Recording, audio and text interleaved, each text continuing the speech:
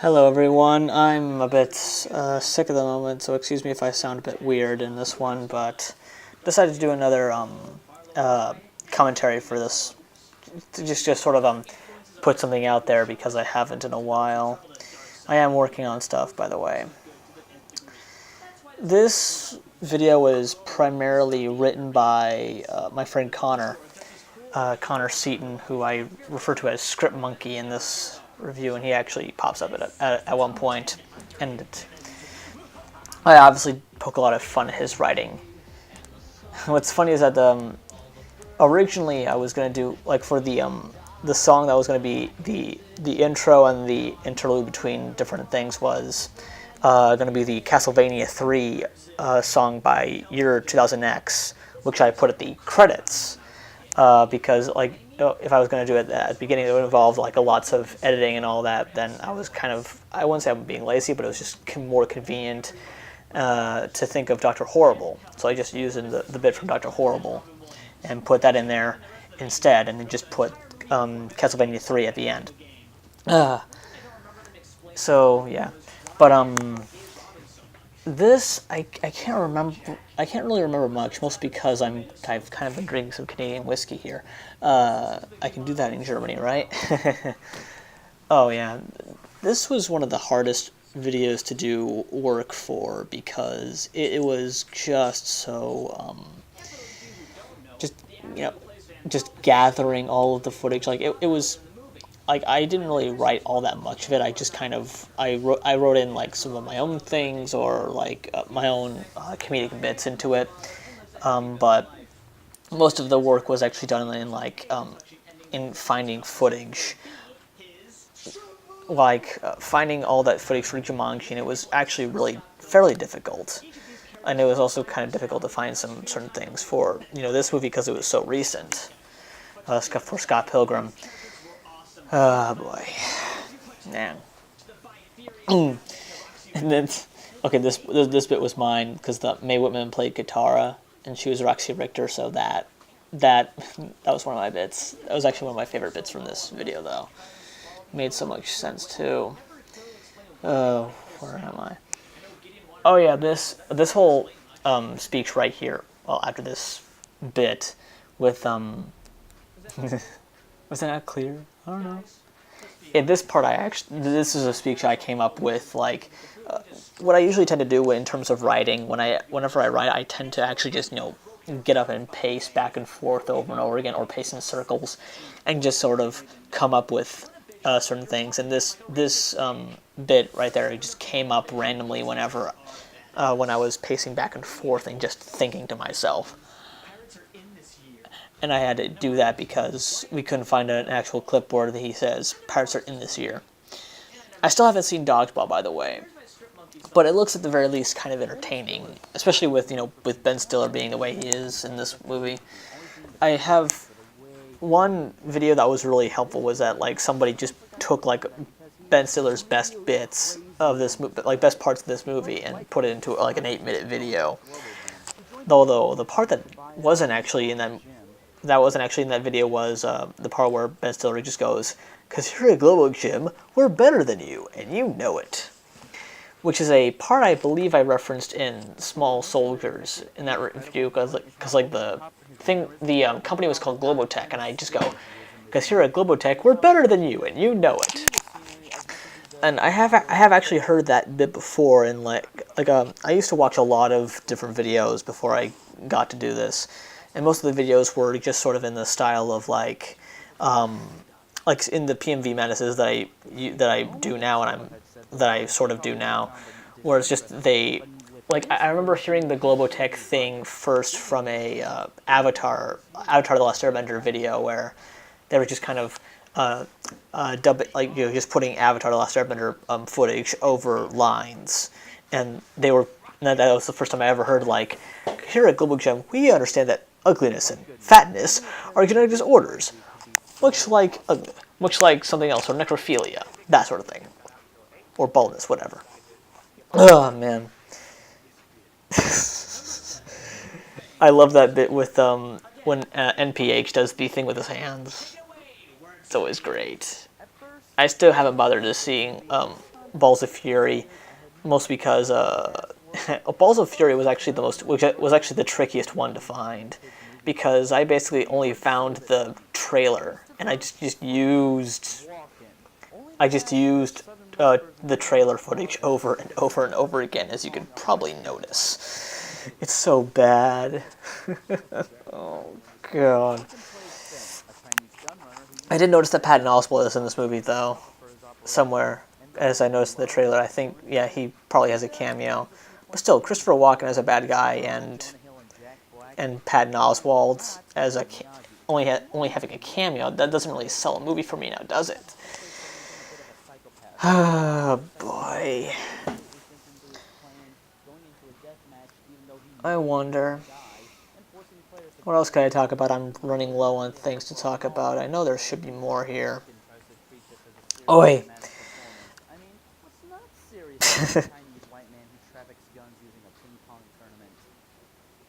Yeah, that just sort of came out as the thing that was just a joke I just put in because I could. It's like, oh, what now? One thing that does bug me, though, about this review in particular is because it is mostly written by Connor. Like, but mostly came up with the play. Like, we did debate, like, certain things. Like, originally, Rourke from Atlantis Lost Empire was going to be on this list. But we really couldn't figure out why he would be. Like, what the reasoning behind that was. Why we put that in there. And the thing about the Kurgan thing, like when he said, like when I say, here's what really sold it for me. It wasn't actually what sold it for me. It's actually what sold it for Connor. So that sort of bugs me where it's like, I mean, granted, it is more convenient to have scripts written for me, and for me to just act it out. But sometimes they just they don't actually reflect what I truly think, because I didn't actually put that much. Because I overthink a lot of things. Oh boy. I forgot that I wasn't actually wearing pants when I filmed that bit. When I filmed my pits for that, so you could actually see a bit of my boxers. What was I talking about? Okay, one of my biggest issues with Connor, he's able to write out scripts in like a day, and like Doug Walker could also write out scripts in a day, which just blows my mind really, because I tend to overthink things a lot. I guess for some reason I just overthink. I just can't really imagine myself actually plugging out a script in one go, in one sitting. I just get so distracted by. I don't know if I actually do have ADD. My brother, when I was a kid, obviously joked about it I joked about it a lot, me having ADHD or something, but I didn't. I was never diagnosed with it, so I don't know.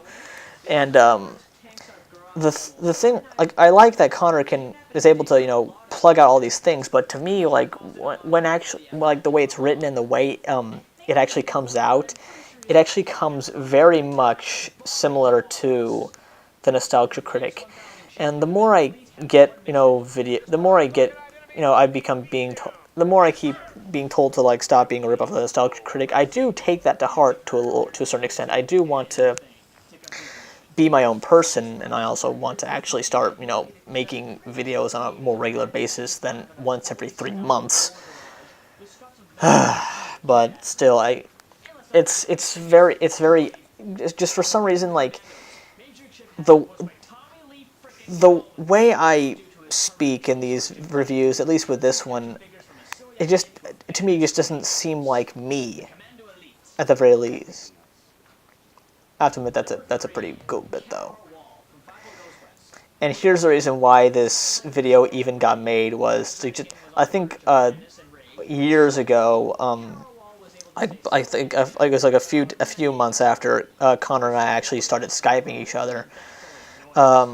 We just got on the topic of like different villains that we liked, and I think we just talked about like Five Goes West, and we brought this up, and I just thinking about like I really do love the villain of Cat Our Wall. I really like his style. I really like his voice and everything he does. He's a really, If I Look Ghost is a damn good movie, actually.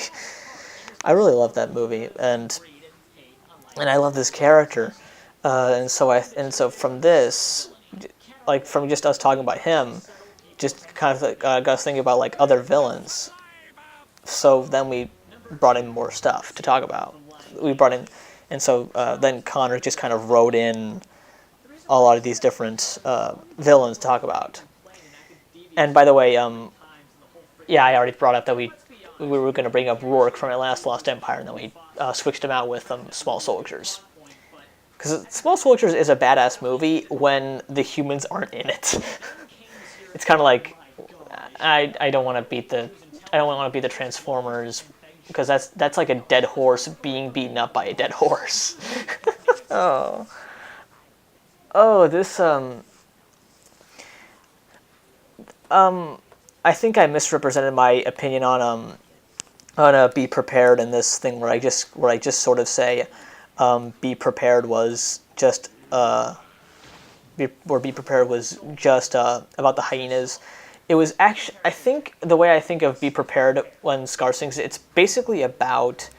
essentially Scar's version of Oh, I Just Can't Wait to Be King. It's basically his version of that, where he's just basically planning along with his bumbling idiot sidekicks to take over the throne. That's basically what that song is about. It's just his version of him wanting to be king and him wanting to rule. Whereas Zira is basically just talking about how I like the sound of death in the morning. It sounds like victory. I think I just referenced Apocalypse Now and Sewer Shark in the same sentence. Oh, the music in Dr. Horrible is so much fun. And it's also easy for me to sing too. I should probably sing a lot more, but the walls in this house are so thin. The one thing that everyone loved about this review was Thrax being number 1. And I've got to admit, it's very fitting. Because it's just, because he really is, I have to, the more I watch the clips that I watched this again recently, just to prep myself for this commentary, but like that scene where he's just talking about all of the people he's killed. It's like, I'm surprised this is actually a movie marketed towards kids. It's a really good really good animation and really cool parts with really good voice acting with Lawrence Fishburne. I haven't watched enough. I haven't watched this movie recently enough to really remember